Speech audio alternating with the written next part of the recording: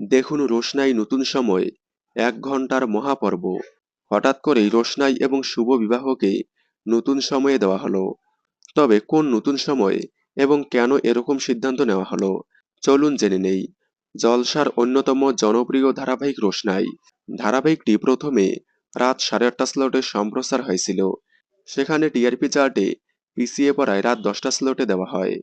সেখানে প্রথম কয়েক সপ্তাহ টিআরপিতে অনেকটা এগিয়ে ছিল। জয়েন্ট টিআরপি আসার কারণে অনুরাগের ছোঁয়া এবং রোশনাই স্লট লিড করলেও পরের স্লটে শুভ বিবাহর সাথে টিআরপিতে পিছিয়ে পড়েছে। যার কারণে এবার নতুন সিদ্ধান্ত নিল চ্যানেল, নতুন সময়ে দিল রোশনাইকে।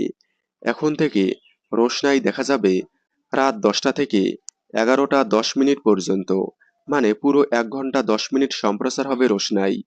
অন্যদিকে 11টা 10 মিনিট থেকে 11টা 40 মিনিট পর্যন্ত সম্প্রচার হবে শুভ বিবাহ।